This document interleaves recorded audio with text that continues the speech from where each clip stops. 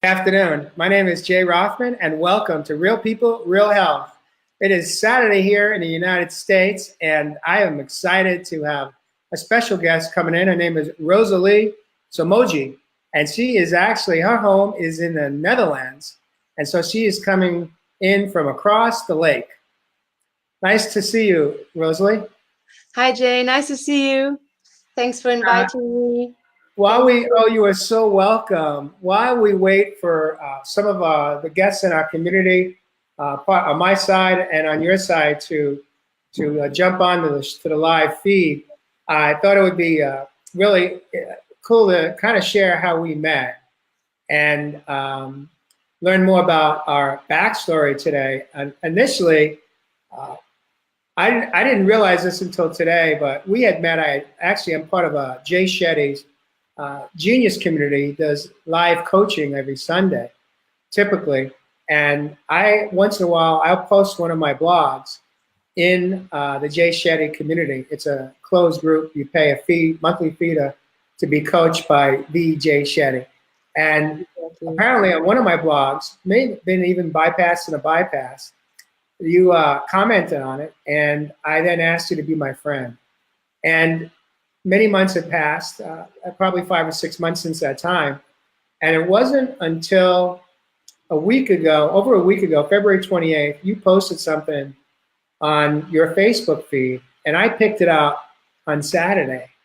I read it. It was not that long. It was short. It was to the point, but it just really stood out. And in that moment, I sent you a private message on Messenger, and I said, I'd love to talk with you and talk about maybe having you come on this show, on this particular show. And we actually did a video chat, and that led us to you sharing your full story with me. And at that moment, we agreed that you would come on on a future date. And so here we are. What I do want to do is I would like to share not your complete post, but just a section of it. It's the last part. You said, you basically told a little bit of your backstory in your post, but your last paragraph was, you said, I decided to share my story fully. I have decided to share my story fully at some point. Let's see. For now, I'm revealing my why. Thank you for reading. I love you. You are healed. Breathe deep. And what that meant to me was, when I reread this a couple times today, this may have been the first time you really disclosed in this Facebook feed a little bit of your backstory, your medical history. And this may have been the first time you kind of put that out in such a public manner. But yet you also said that at some point, you know that your full story, you'll have an opportunity to share it. When you posted this on February 28th, did you have any idea that on March 9th, you would be coming live into the globally sharing your story? Absolutely not. To be honest, I was so, I woke up, it was in the morning. It was very weird. It was like a message that reached out to me, and I was just writing. I didn't even think about it. I woke up and I just wrote this Facebook post, right? And it was like a channeling, actually. And all the reactions came up, and people messaged me, and yeah, I was pretty surprised, but it also showed me it was like the right thing to do. And when you messaged me, I was like, oh my God, I was out of my mind, kind of. I was so happy. Yeah, I was going to ask you what that means to you, out of your mind, because that may mean something to somebody else. Oh, true. Yeah, I was just like, I don't know what to say. I was so surprised. I was so just happy, glad. And so then we talked further, and we talked about what you do in your work today, and how you are of service, providing some of the modalities that actually help you heal your disease, the disease that was the doctors diagnosed you with. I'm gonna take that back. It's not your disease because you don't own it anymore, but it was the disease that the doctors said you had. Exactly. But in doing so, the more we talked, the more I understood the work that you do today and how you self-healed. And so I asked you, I said, would you be willing to perhaps maybe do a session with me prior to our show today so that I could have my own experience. And I'm going to hold off on sharing with the community what that was like. I'd like to save that for the back end of the show. But at this time, I would really like to invite you to maybe share where you feel comfortable sharing, how far back you want to go in your backstory. But keep in mind before you start is that you are in a safe zone. This is the no judgment zone. That at any time, if there's anything that comes up for me in a question that you don't feel comfortable answering, you can, with love, create a boundary and let me know just that. I'm not ready, or I'm just not prepared to share this in the moment. And I will respect you and love you for that. And I just want to lastly say the purpose of the show, the reason why I created Real People, Real Health, was that I had been diagnosed with 9 different diagnoses back in 2015. And many of them were considered, till death do us part, meaning there's no reversal and there's no way to heal. And so that began my own personal journey of not willing to accept Western medicine's approach to how they wanted to treat me, how they did treat me, and moving forward, what I am willing to, how I'm willing to navigate and accept my own levels of treatment and choices, understanding that today I do have a choice. There is not just one way to get medical care and work on healing whatever your diagnosis is. There are lots of choices out there, and I didn't know that because I was one of those guys living in the United States that really had all my faith and trust in Western medicine and believed that if the doctor said, then the doctor did. And I just basically turned over all of my power and all of my freedom to the doctor because I put all my faith and trust that the doctor knew. And what I have since learned is that it's practice for a reason. It's called practice. And I'm not putting doctors down, and I'm not saying that what they do is wrong. What I'm saying is that I started to understand that I had choices, and it didn't have to be only one way. There are many different ways to treat disease, and it becomes more of a personal choice. And when a doctor says to me, "You have no choice," that's when I say, "You're fired." And I actually fired a doctor 3 weeks ago, my new doctor, when I moved to the state of Arizona, because that's exactly what he said to me. He said, "You have no choice." And I said, "Oh, I don't agree with you. I do have choices." And he said, "Well, you don't have a choice." And I said, "Okay, thank you very much." And I walked out. I never went back. I didn't tell him, "You're fired." I didn't need to, because I just knew what was good for me, and I exited out. And so that's the purpose of the show, is for people to come forward like yourself and like myself, who have in fact done some significant self-healing, and to share their backstory and hopefully be inspirational for others that in fact it is possible that you can heal from many, many diseases that we may be facing in our own lives today. And so with that, welcome to the show, and let's jump in. Thank you again, Jay, for inviting me, for holding this beautiful space for me. Thank you.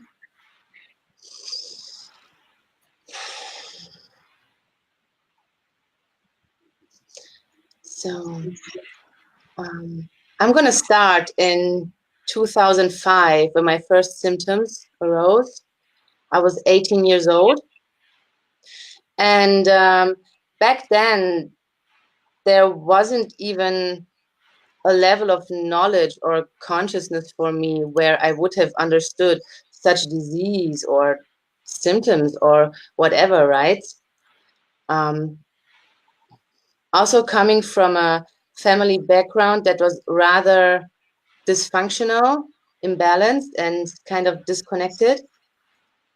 So I had my first symptoms that I could hardly breathe. I was coughing a lot. And I had several tests done. Then it went away. Then it came back. It was like an up and down until I really went into the hospital. On an x-ray, they saw like white spots on my lungs, like a spider web.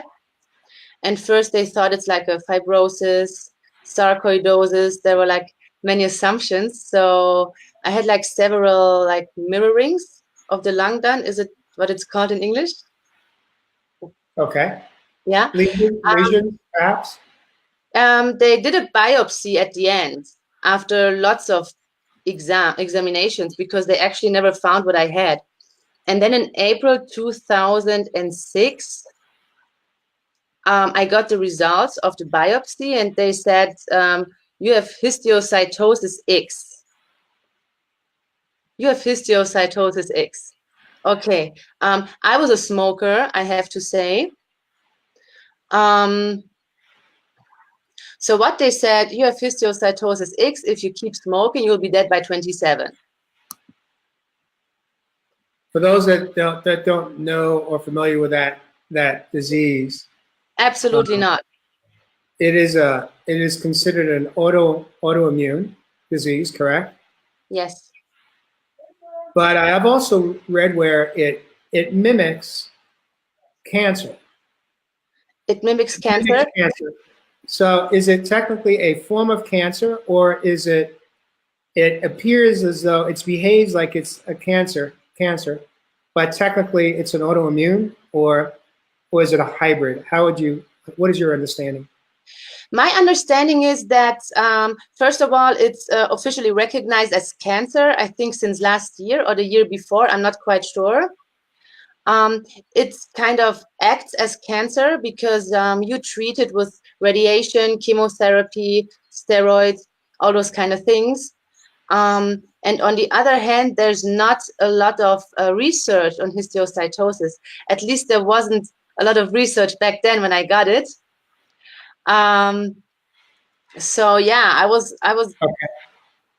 I was just there with my 19 years with a weird diagnosis. Doctors who didn't even know what it is, they literally told me we have to get the books and see what it is because we don't know. And for you being 18, 19 years old, and you hearing, first you heard the diagnosis. Mm-hmm. Then, if I may paraphrase you, the doctor said, if you don't quit smoking, you'll be dead by 27. What did they say how was your life going to be impacted from this day forward, between now and moving forward? If you don't quit smoking, we know the outcome there, but how is your life going to change? Mm-hmm. Yes, there was, they told me it's not curable at all. There were some very few spontaneous, would you say remission in English? Uh-huh. Where it just disappeared. I heard of that. Then there was the second thing that I would get on the oxygen bottle and would need like a donor lung at some point. This was a possibility for them to arise at some point. And what is the tricky thing with the histiocytosis actually, and where I was very, very lucky, is that I had only single system, which means only one organ had the histiocytosis. Because you can also have a multi-system histiocytosis, and it can go into your whole body, skin, bones, brain, everywhere, up onto your gums. Like, so you name it, right? yours specifically was attacking your lungs. Yes, correct? In the lungs, in my left side. And so from a perspective of the lungs, what had happened to your breathing at that point? What was breathing like for you? It was terrible. Like, I was not able to run. I was not able to walk upstairs. I couldn't even dance. Like, everything that had to do kind of with condition was like out of my reach. And at the same time, I wanted to keep living my normal young life, you know? So I just kept quiet about it as well, about the histiocytosis. And I think that's where something happened, like a disconnection to myself and to my body, because I could not grasp that this is a serious disease that I carry.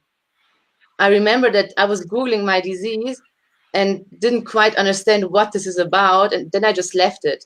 Like, probably other people would have like researched all the time, but I just left it, you know? when I went to the doctor, I asked him to explain it. He explained. I still didn't quite understand. So I basically was living not with my disease in the sense that I had it in me, but I dissociated from my disease. Okay. What I'd like to do is ask you to hold that thought right where you're at, because I do want to go back and ask you, well, do you have a sense of what precipitated, like what was the trigger or what was the cause of this disease? Are you willing to share that with me? It was definitely childhood trauma. Okay. Trauma up until my teenage years as well. Mm-hmm. And so now, to be fair to you, Rosalie. Just a second thought, what came up to me afterwards, much later afterwards, they also named that my tattoos could have been a trigger. That was just a possibility. Okay. Well, millions of people have tattoos, and I'm not aware of millions of people having this rare autoimmune disease. So that may be, that may not be, who knows? But yeah. So to be fair to you, when you're 18 or 19 years old and you're given a diagnosis as serious as this one is, the average person's brain is not fully developed. The average is until age 21. So even if your brain is fully developed or not, when you were hit with this diagnosis, it's understandable why it was very difficult to comprehend. And maybe that actually worked in your favor. Mm-hmm. For sure. Because I'm looping it back to where you left off, which is that when you got the diagnosis, you kind of, as you described it, you kind of disconnected from it. And what did that really mean for you? What did that mean from let's say from an activity or from thoughts and thinking? Well, from an activity, it basically did mean that I could not really walk upstairs, or like I had to I had to stop at every level and grasp for air, which I found super embarrassing back then. And I always found some excuses why this is like that. I was never saying, "Oh, I'm sick." On a thought level, it was like consciously I was living my normal young life, you know, the study, partying, what girls are doing, and boys as well. And but sometimes it like struck me, like in quiet moments, it was like, oh, like actually you need to take care of that because this can end very badly. And somewhere in that time, some weird belief started forming for me that how would I even get older than 47 or something with this? It's not possible. And doctors told me I will not get better, you know? So let me make sure I understand correctly. They said if you don't quit smoking by 27, you'll be dead. They also said, though, that the symptoms that you have now are not going to get better? Exactly. They said we can only stop where it is. Through chemo? The immune suppressant, which is a light chemo. Mm-hmm. Okay. Did you quit smoking right away, or how long did it take you to wake up? It took me years to quit smoking. Okay. Yeah. So you stayed smoking even though you were given the diagnosis and the prognosis? Yes. Now, at this time, were you still living at home with a mom or a dad or a family, or were you out on your own? At that time, I was living at home until up to my 21st year, up till I was 21, 22, I lived at home. And yeah, I was still smoking. And this was part of the imbalance, unconscious living that I had lived back then. How did your life change at home during those 2 years while you still lived at home after the diagnosis? How did your family members treat you? And what was that like for you to be living in an environment where something had to have changed once your family members got this horrible diagnosis? Nothing changed. Okay. It was like just another day in Not the like that. I neighborhood. know that my mom, she was very worried, although she never told me. Um, it was more like as if no one really understood what had happened, right? Everyone Everyone was was in almost shock. shut down. No one, Denial and shock. exactly, denial, absolute denial. Okay. Okay. Hmm. That's not unnormal. Your family is pretty typical for many families. Not all. Okay, so let's jump back into now you've disconnected to a degree emotionally from the diagnosis and let's continue on this journey. What happened next in your life? What choices did you start to make? Next in my life, what happened? I went into a relationship actually, and I moved away from home. And half a year later, my dad passed away. So it was a huge emotional, physical, all sorts of turmoil that I lived actually in that time. It was everything was dysfunctional, like every single thing in my life did not work out. Everything was dysfunctional, every area, nothing was in balance. And I was still in a state of total unconsciousness. I was like living the matrix, you know? I didn't know what to do basically. I went to my controls once a year. I went to the specialist, and it was always the same. They said, "Yeah, you're not so far that we would give you treatment. It was like sleeping, you know. It was quiet, the disease, but like I felt it, but they couldn't do anything. When I asked for some sorts of treatment, they said there is no treatment in your stage. So it was just as it was. And later, when my dad passed away, it was a real psychological backlash for me, a huge one. It was, yeah, this was a big trauma, very, very big. Um, because with this, so many things of my childhood came up. And still, when I seek for help, I didn't get quite the answers. And I remember that no matter if I went to a therapist or whatever, that it was always very shallow. Everything was just shallow when I look back now with my knowledge from today. Nothing was there to really go deep with me and to help me. And I was looking up like alternatives, and I just got so overwhelmed by everything. So I just kept it, and I just kept living for years in this state where, like, how should I explain to you? It was, I just knew I was not healthy. I did not feel healthy, but but it was enough to work, to go outside, you know, to do stuff, but it was not enough to be alive, you know, and to really enjoy everything, to really get out of that, to open the curtains, you know. So this went on, and I had some physical problems in between. I had lots of fear actually that this disease could progress. I always tried to avoid other people with the same disease. That was like a coping mechanism. I didn't want to be with them. And all the time, all the years, my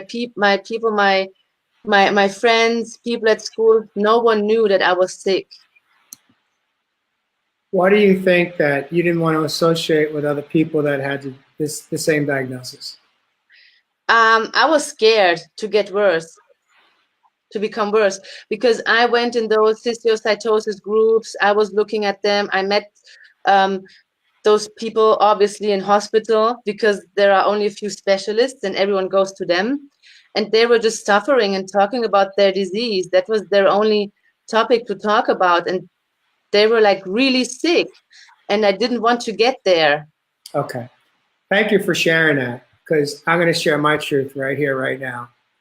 The autoimmune that I had been diagnosed with is called APS, antiphospholipid syndrome, and it's a rare blood clotting autoimmune disease. And they have a Facebook page, for example, and I consciously choose to not engage in the community. The only time I engage is when I see some type of research, some type of new study, some type of medical announcement of sorts. But as far as the people that just choose to show up and live in a disease and complain and live in that constant state of darkness and accepting the diagnosis doesn't work for me.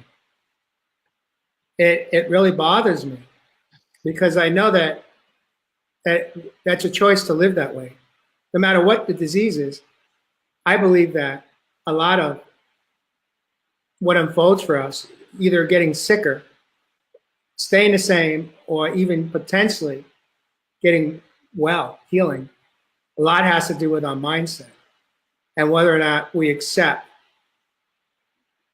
what the label is that the doctors assigned to us. And so I asked you that question because that is the exact same approach that I took the first time that it was brought to my attention that there's actually a page where people who have the same disorder or disease can share their plight, can share all of their challenges and difficulties. And by no means am I minimizing that. I do believe that it is there. You walk through it, you breathe through it. You had some significant side effects and symptoms, but that you didn't basically surrender to it. You didn't accept it. And that's how I choose to live today. Every day I walk through pain. But I choose to walk through pain rather than live in the pain. There's a big difference. And that's why this program exists today, to bring people on like you that can inspire other people that we don't have to accept. We don't have to just give in and give up. So go on with your story. I just had to put that in there. Thank you so much for sharing. Thank you. Yeah, you have either the choice to fully identify with your disease and to live according to your disease, to limit yourself because of your disease, or you just see it as something that is not belonging to you, that is just not you. And this is actually what I saw a lot in the histiocytosis community. And they were really sick, like totally sick. And I knew I was so deadly scared of that. I just went out of all of them. I didn't want to hear anything of that. And then at some point, I also didn't go to the hospital to do the checkups. I just didn't do anything like that. And I just kept living. And I had those moments. Obviously, I couldn't do any cardio sports or something. That was totally out of the equation. And when I had to walk upstairs and I had friends with me, it would be like, oh, I just have a bad condition, you know? Like, it was, everyone knew that I can't breathe quite well, and everyone just took it like it was. Some very, very few friends, like my ex-boyfriend, obviously, because we lived together, and some very old, very, very few, 2-3 friends, they kind of knew, but also not the full story. Like, no one knew besides my mom and my ex-boyfriend. Yeah. Yeah, I just want to jump and piggyback something you said, that because I think this is why I reached out to you. And we had that video chat earlier this week, is when you said you didn't go back. And that's exactly the same thing that Emma, last week, she came in from Melbourne, Australia. She was on a show with Kelly Gore, some Heal documentary, co-hosted with me. And she said the exact same thing. When she got the diagnosis of MS, and she said she had loved her doctor. But once he gave her the diagnosis, she said she never went back. She was done. She was done because she was not willing to accept that her life was changed forever in a negative way. And there's something else you said I want to just jump back to, is that where I think we miss an opportunity for greater understanding and awareness when we are diagnosed with any type of disorder or disease. Most people jump right into the disease itself, and it basically becomes their identity. It's part of who they are. And how I look at disease, I suspect is very similar to the way you do and the way Emma did and the way Natalie did and even Sharon, who came in as a schizophrenic, bipolar, depression disorder. And she is totally healed today. She's off of all her psych meds, 21 years on psych meds. And she has no more voices coming through her head that are dangerous to her. But here's the game changer, is that instead of looking at the disease as your final resting space, look at it from the perspective of start to examine, what is it that I'm supposed to learn? What are the lessons?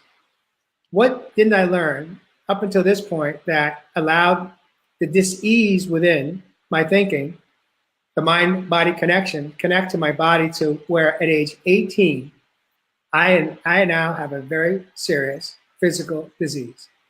You know, some people, it doesn't catch up with them until they're in their 20s, 30s, 40s, 50s, or even older. You got tagged really young. So you must have had one heck of a lot of trauma in your early childhood, as you alluded to. But I really love the idea that when we start to, instead of examining how we're going to get through life in this disease, start examining what caused it. And once we work on fixing what's behind that, we can heal. That's exactly what Emma did. When she realized what was behind her MS and celiac was how sick she had become in her own disease of codependency. And once she worked on that and got to the root, which she determined that was her root cause of her physical diseases, she self-healed. Simple as that, right?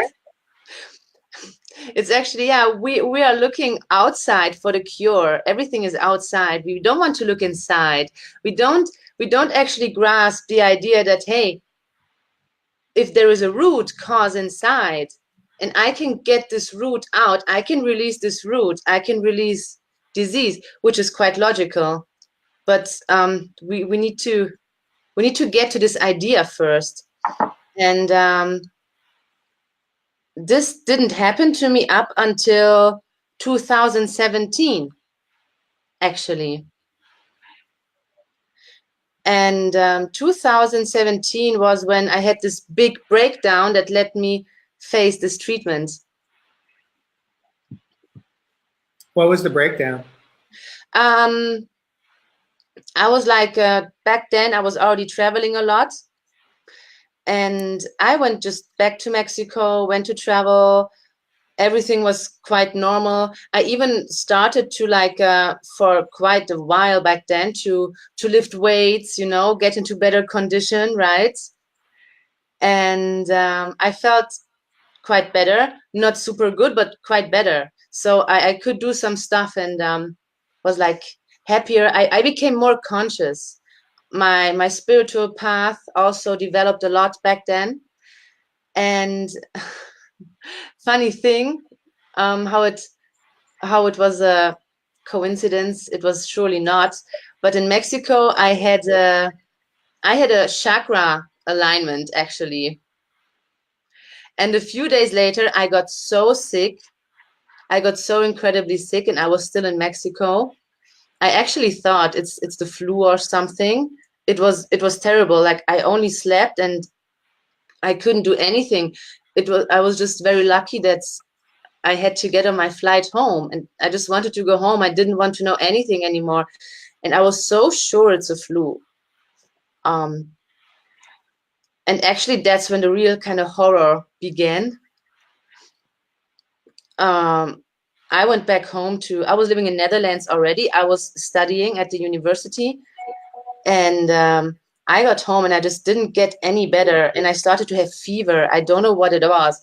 And when I actually couldn't walk down the stairs anymore, then I thought, oh, okay, maybe I should go to a doctor. So I went to the doctor. I was very sure it's a pneumonia. It felt like pneumonia for me. So I went to the doctor in the Netherlands and I said, hey, I think I have pneumonia. I need to go to the hospital. And she looked at me and she's like, yeah, why? What do you need? And I'm like, I have histiocytosis and I can die from pneumonia. I need to go to the hospital now. And what she did, and I will never forget that, she told me, I don't know about this disease. I can give you antibiotics and please come back in 48 hours if it gets worse. And I was just sitting there and crying. I thought, what the heck am I going to do? So I had the doctor in Germany, as I told you before, where I went.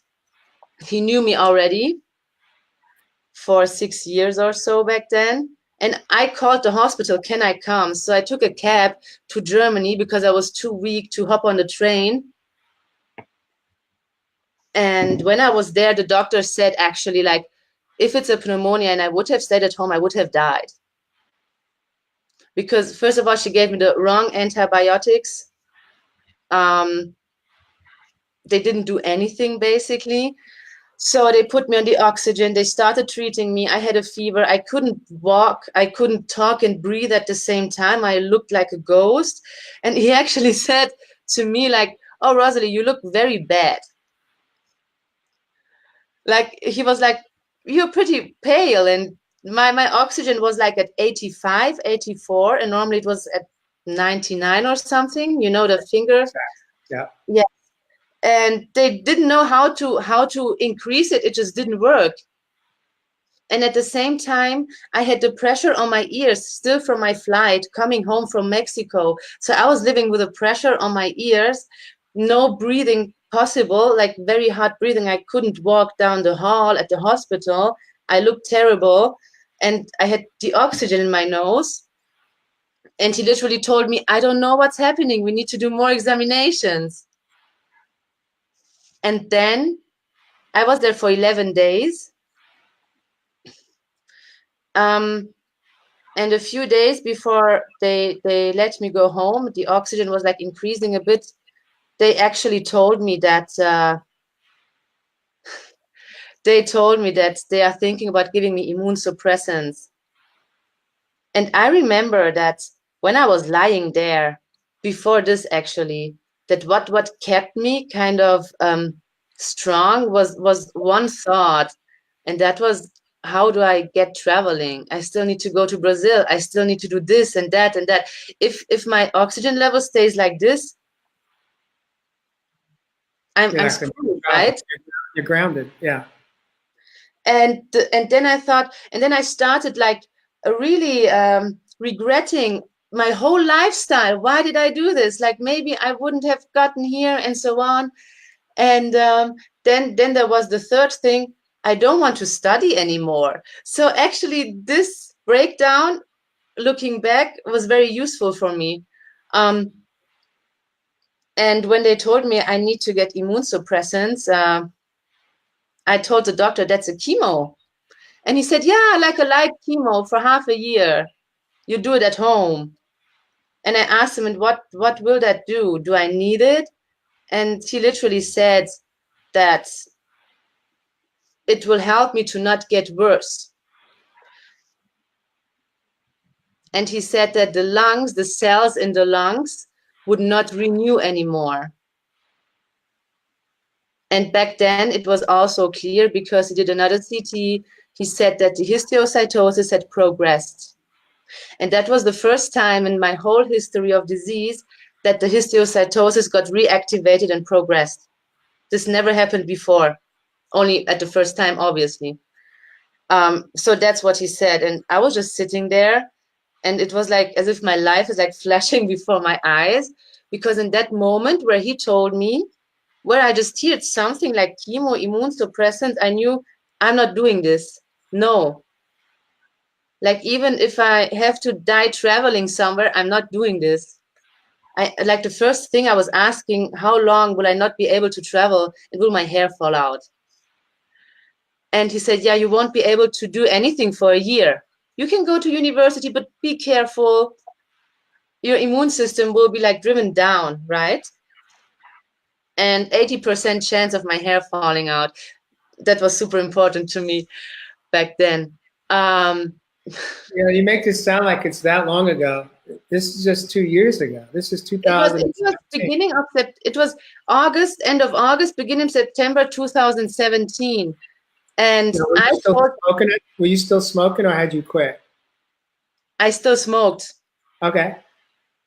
Wow. I was quitting in between, but I went back to smoking for some reason. I just couldn't, I don't understand anymore. It was Okay. that was a different person back then. Okay. But So it's very important for me. let Yeah. me make sure I understand you correctly. This was 2 years ago. That had you beating the first prognosis when the doctor said, if you don't quit, you're going to be dead by 27. Now you're about 30, if my math is accurate. So you beat the odds. So now you're feeling, on some level, you're feeling like maybe you can trust your own intuition, even if your intuition didn't tell you to quit smoking, that it was potentially going to take you out. You beat the odds. So now here you are. The doctor says you can just do this mild chemo, not a big deal. You get to do it at home. It's not going to be inconvenience. Kind of playing it down to the extent that it shouldn't be too difficult for you to do. The soft sell. Exactly. It was like I mean, immune suppressants is nothing else than a chemo at the end, like a lighter version, as he said. He said it will be in pill form, and I do it at home. And then I told him, yeah, but doctor, I'm going to travel in December. There's no way I'm going to start a chemo now. And I remember how he said, oh, you're always traveling. You're traveling all the time. And I said, yeah. Then he said, okay, go travel, but then please come back so we can start the treatment. And I said, okay. So what I did was just not going back. I went back home and my condition was very bad. Like I was doing yoga and I just fell off. I was dizzy. I didn't really go back to university. I was having some exams, but I knew already this is not for me anymore. And I started waking up gradually. So what I did is I booked a flight to Panama, and then I went to Costa Rica, and I just missed my flight back. I just stayed one more month. I just didn't care. Like, no, and I remember how I was in Costa Rica and I started surfing and I couldn't quite breathe, right? And I was dragging the surfboard into the water and I was fighting, but I just pushed through all the time. And living there at the beach, I noticed how I got better and better. But when it came to hiking and stuff, I again noticed how my breathing is kind of, And I started to be paranoid as well, because I knew that actually I should have gotten the immune suppressants. And I felt some voice in me was actually scared to die. And I remember I told my mom, she also said, don't do it. You don't need it. And I remember how my ex-boyfriend, he was like, we are still best friends. He was like begging me to do it, He was so scared I could pass away or something, but nah, I'm not going to do it. And then I went home after a while, back to the Netherlands. And I quit university and just spent like 4 months here more. And I never messaged my doctor again. I also didn't tell him that I'm back. I didn't tell him anything. I was just hoping for the best, actually. I did not want to go back and have this. I didn't want to check my lungs. I just didn't want to hear anything of this. Like anything. And I was following my self-developmental path and everything. And at some point, I just booked again a flight to travel, a one-way ticket to the US, actually. Just to see. Like my initial plan was to open a hostel somewhere, but this plan just vanished real quick. And in the US, I got sick again. Right in the beginning, I got sick and I was so scared. I was so paranoid because it started like the same symptoms, like in 2017. And I just thought, oh no, like, what am I going to do? I was really scared, but it went away. right? So I kept on traveling, and that was in June 2018. And it was quite interesting how when I look back, that this was a very big year for me on every level, actually, 2018. And I believe I had to go on this journey. Although when I started doing it, it was like I just went, you know. I wasn't even quite sure which countries I'm going to visit. I just flew. And I was visiting friends in San Diego. I was for a long time in California. I had a Jay Shetty group meeting in Los Angeles, actually. It was a beautiful time. What month was that you went to that one? Was that like in, was that July or this in 18, right? Mm-hmm. I arrived in San Francisco like June 18, and end of June I moved to San Diego for 6 or 7 weeks at the beach. Yeah. So that meeting was in July. I had every intention of going to that meetup, except I didn't, because I made a decision to come out to Arizona and house sit for 5 weeks. And so our paths were really close to crossing in San Diego or LA, but it didn't happen. It wasn't the right time. It wasn't the right time. How interesting. Yeah. Beautiful. And now we're here, huh? Mm-hmm. Great. So now you're doing all this traveling, and anyone that's listening to your story right now, not anyone, but there may be some people that hear it and are thinking, how irresponsible of a person can you be? To just be ignoring this diagnosis that was given to you, and not accepting treatment, and just living your life, and basically being a free bird, from flying and living freely.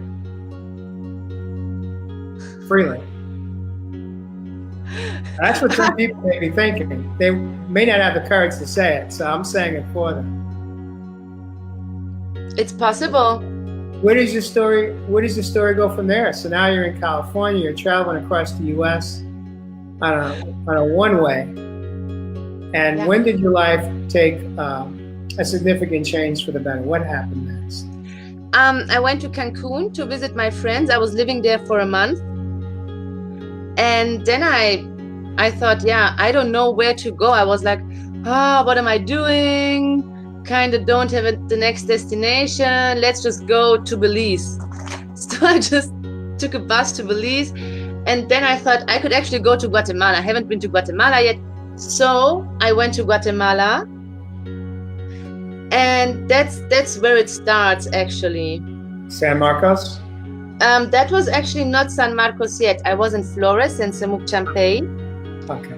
And I knew about San Marcos already. And I was attempting 2 or 3 times to go to San Marcos already in the past years, but I never went. There was always something preventing me every time. So, and can you imagine that I was, again, super paranoid to be in the highlands of Guatemala? It could be too high. I could be short of breath. Like, I had this paranoia, I embodied it. It was programmed into my cells, actually, totally. It was, if I knew I would need to take a bus in 2,000 meters height, I thought, oh my gosh, I'm not gonna make it, right? No. Mm-hmm. So in Antigua, I decided to go, excuse me? I said, beautiful Antigua. Oh, beautiful. I loved it. Yeah. But I got sick again.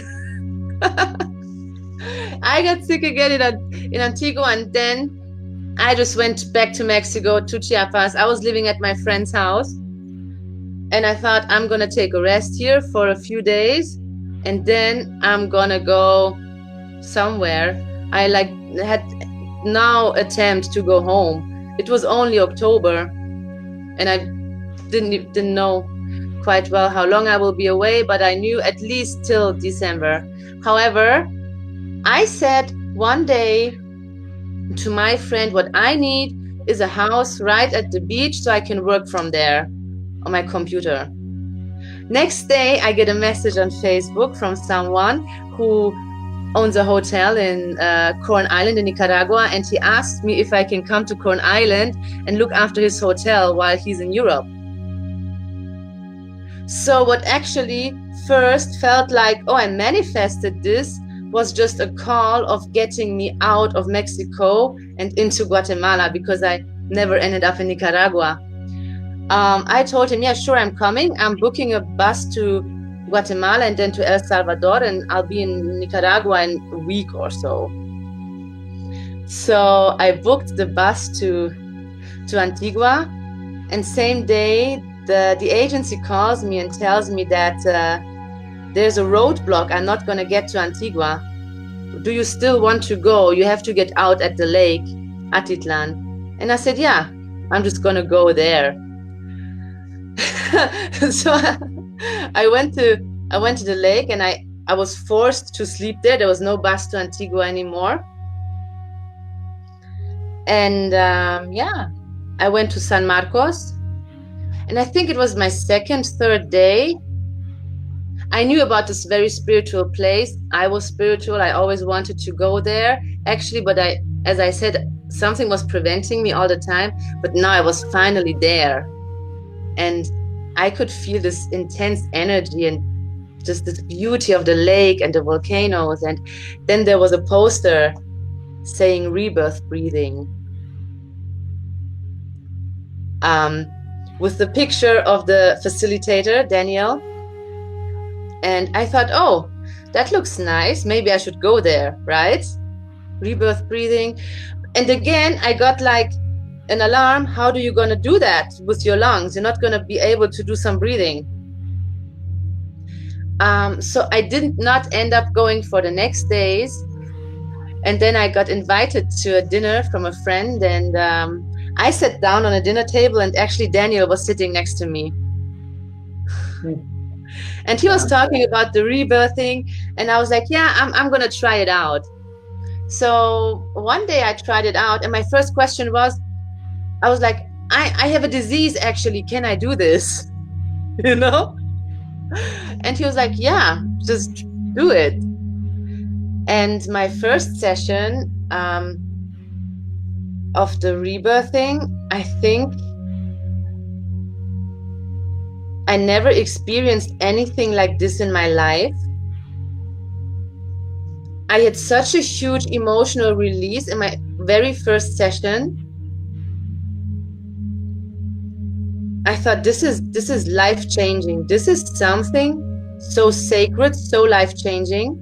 And this was, at the same time, I knew histiocytosis is caused by trauma. And on the other hand, we had the trauma release with the breath work, right? I didn't make the connection yet. So after doing also cacao ceremonies and several beautiful things in San Marcos, I did another session, and then I did a session in breath work where I was able to hold my breath for 1.5 minutes. And I thought, okay, how is that? Because I went beyond my mind, right? And where I was able to hold my breath for like 10-15 seconds, I was able to do it for 1.5 minutes. And this was like, I can heal myself. That was the first day when I thought, I was facing all those things and I can heal myself. And yeah, after 1 or 2 more. Hold on 1 second, please. How does it feel right now? How are you feeling right now when you hear yourself say that?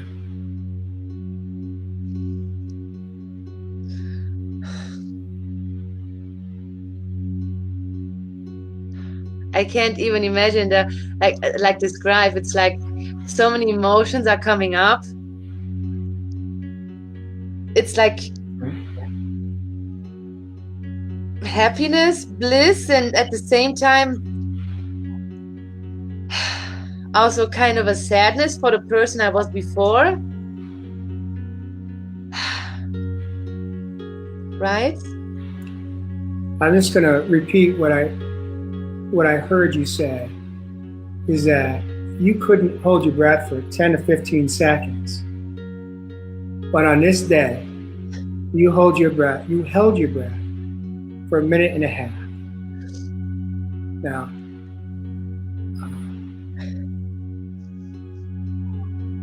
there had to be more going on than just breathing. The facilitator, whoever Daniel is, and the work he does, it's more than just leading you through breathing. You know, there is some kind of conversation going on, right? It's the trauma release, and he guides you through your process while you are breathing. Actually, you are breathing and you are detecting some blockage, childhood trauma, whatever is coming up, and he helps you release it. And he helps you also planting new belief systems into your subconscious, you know, and all this plays a very big role together. And yeah, I had a huge trauma release on my first session already. So when you did this 1.5 minute breath hold, how did you guys? What did the back end of that look like for you and Daniel? When I did the 1.5 minutes, yeah. I just have to mention this really quick. The 1.5 minute was another type of breath work with another facilitator. Okay. But the main person with whom I did the breath work was Daniel. Okay. Exactly. When you had this moment of awareness that you would just accomplish something that was impossible, did that change everything? Everything. I was telling my friends, hey, I held my breath for 1.5 minutes. I was telling my mom, I was telling, you know, oh my God, what is possible? And then I thought, okay, if disease is manifested emotions in your body and is trauma, and you release this, you just heal. You can reverse everything. And I'm like, and I remember how I was in my third session. It was a private session, and I had such a huge release, and it was wow. It was very, very intense. And when I woke up, everything was clear. Like Daniel asked me, first thing he asked me, do you want me to teach you actually to facilitate breath work?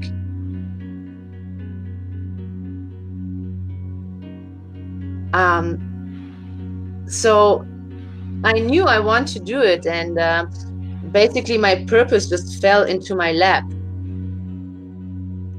So the thing that started healing me became my purpose to give others. You don't really believe that statement, do you? Excuse me? You don't really believe that statement. Which one? It just fell in my lap. My purpose? Yeah. You said it just fell in my lap. I don't believe that. That's a story you're telling yourself. You're minimizing. You're minimizing the truth. It's beautiful. There's no such thing as happenstance. Things just don't happen. Things happen. It was destiny for sure. Yeah. Okay. It was destiny from the beginning.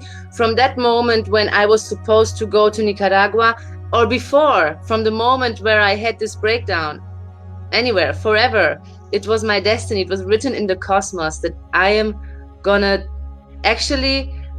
give the one thing that was taken away from me. So in that moment, this became my soul mission, my my sole purpose, and there was nothing else I wanted to do. And it was for the first time of my life, I was feeling something so intense that I want to do something to such an extent. And I just went into the training, and what can I say? The more I did it, the more it was just natural for me. It was natural for me to do it, to facilitate it. It was as if, yeah, I had it. How long did it take you to reach the point in your own journey of healing that you felt you could declare, you could announce to yourself and to others that you were healed of your diagnosis? Very quick. I started breathwork in November, and around mid-January, I would say I'm healed. We're talking January of 19.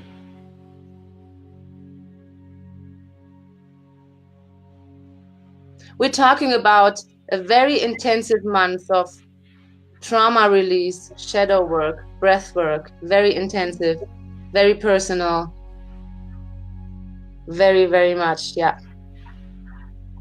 And of course, it's a holistic spiritual practice, right? I also meditate, but the breath work is the main thing that helped me, for sure, 100%. There's no doubt that's my cure.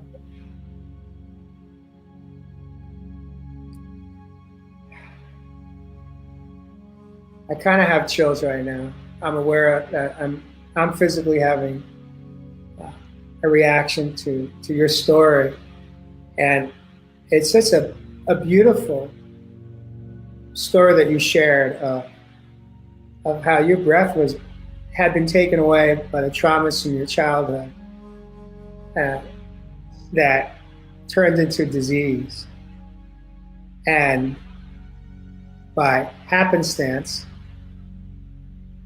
you ended up in having an opportunity to experience a breathing session. And you had your awakening. I had, yeah. Yeah. And what you were losing is what had brought you back to finally, maybe for the first time in your life, experiencing what living can feel like, being alive.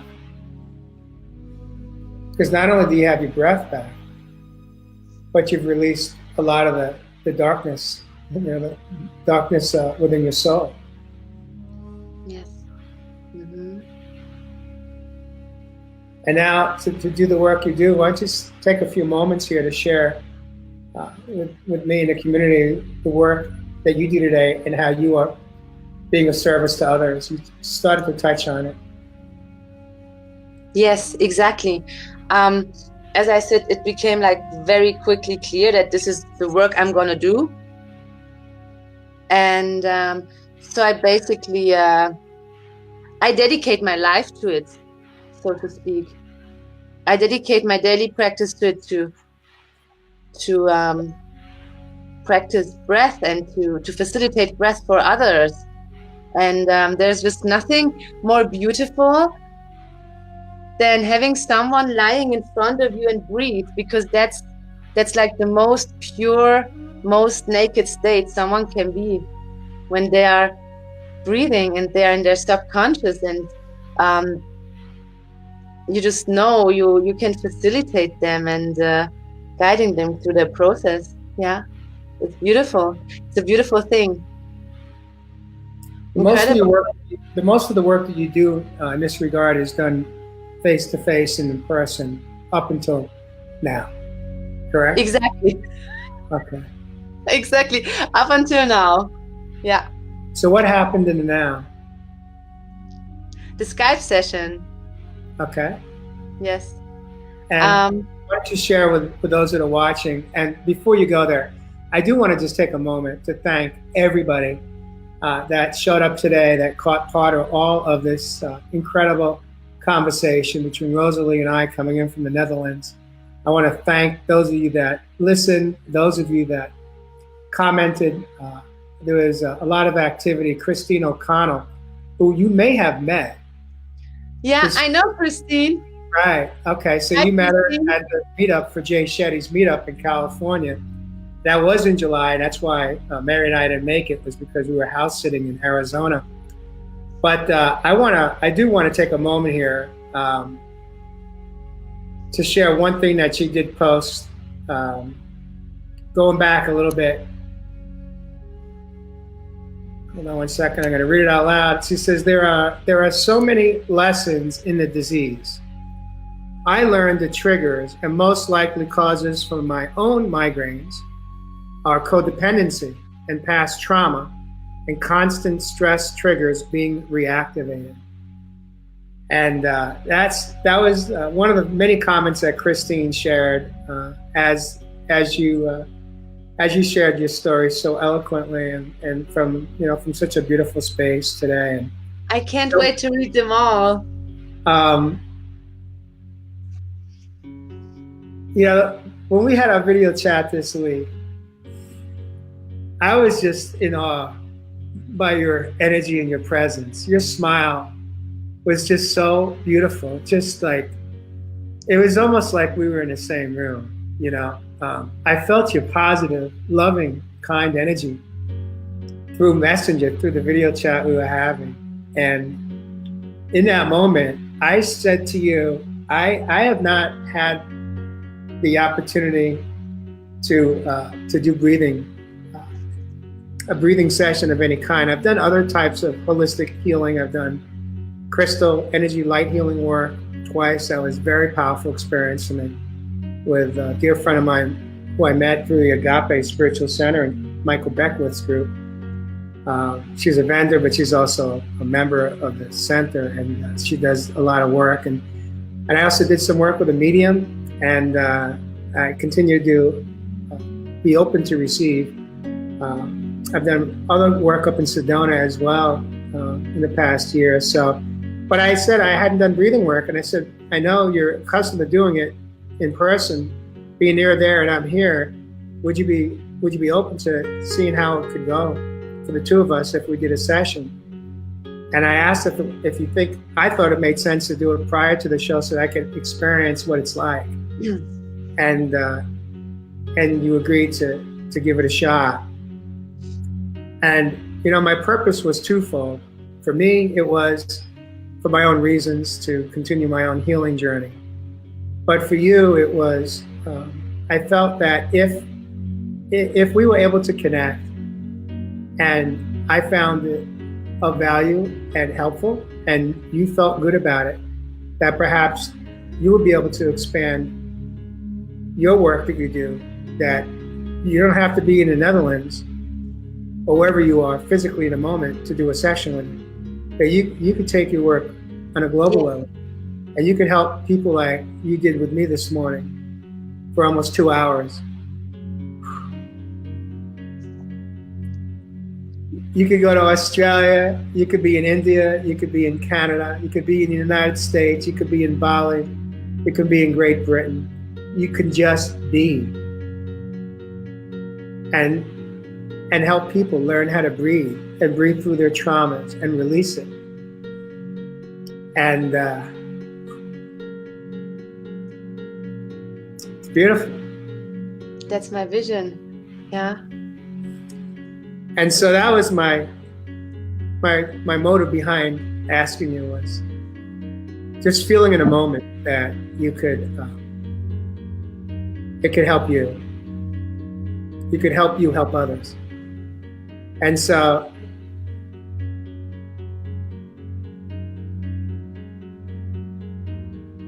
it was a beautiful experience for me. I love it.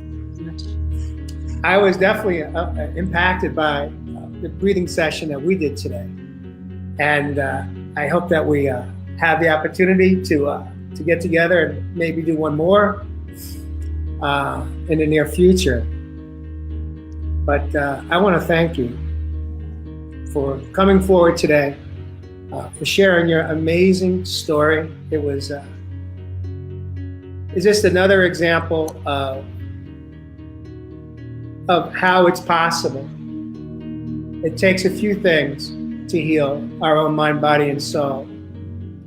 First and foremost, it takes an awareness that we have choices today, that there's not just one way to bake a pie, there's not just one way to get well. And secondly, it's having courage. Having courage to take a different route, a different avenue, to know you have that choice. And behind the courage, then is hope. And hope for me is healing our perspective every day, as well as healing our physical experience. And you have been gifted another breath in your life today. And now you get to share and pay it forward to others that are struggling and suffering, perhaps with the disease that you were diagnosed with, that you no longer have, you have healed, and others that may have other debilitating diseases that affect their lungs and their breathing capacity and capabilities.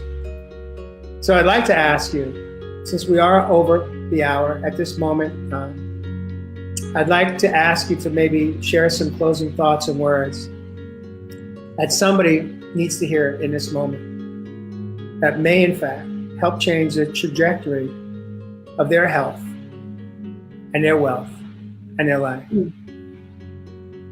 Mm-hmm. I want to thank you, and I just want to say that every day you wake up, you actually have the choice of what you can become, how your day can become, and how your life will unfold. You have the active choice every day. Just like tune into yourself and take the step. Don't look for the answers outside, they're all inside. Every single answer is inside, layer after layer.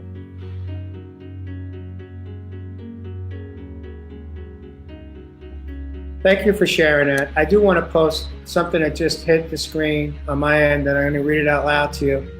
And maybe if Maria is open to having a conversation with you offline, I know that you would be open to that. She says, my 10-year-old daughter is about to start chemo for histiocytosis, which is the disease that they had diagnosed you with. And so maybe today, this is why, in fact, you showed up, because maybe you can help give some light to Maria and some hope to her that it is possible that her 10-year-old daughter can, in fact, heal. Absolutely. Maybe you can be of service in some way to her and her beautiful family, I'm sure. Yes, I would be happy. Thank you for sharing this. Well, I think it's a wrap. You got me, girl. You got me today.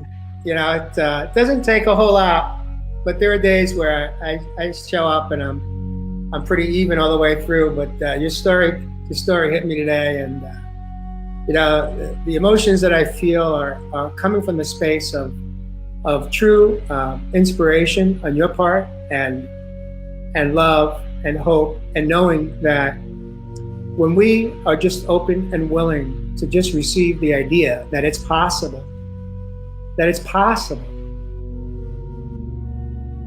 we can impact our own life, we can take our power back, and we can self-heal the original root causes of whatever diseases we are challenged with. Yes. That our life can get better. And with that, Rosalie, if you could stay in the studio just for a moment so we can just do a quick personal wrap. On this end, if you watch this live, you catch us on replay, both Rosalie and I appreciate you so much for showing up and supporting the work that both she and I are doing today. And know that we appreciate you, and we honor you, and we hope that you keep showing up and spreading the word to those in your family and friends, your circle of life that may be struggling with physical disease and or mental disease. Even mental disease we can heal. We just have to be willing to surrender, say uncle, and get busy. And with that, thanks for joining us. Real people, real health. Catch you on the next show.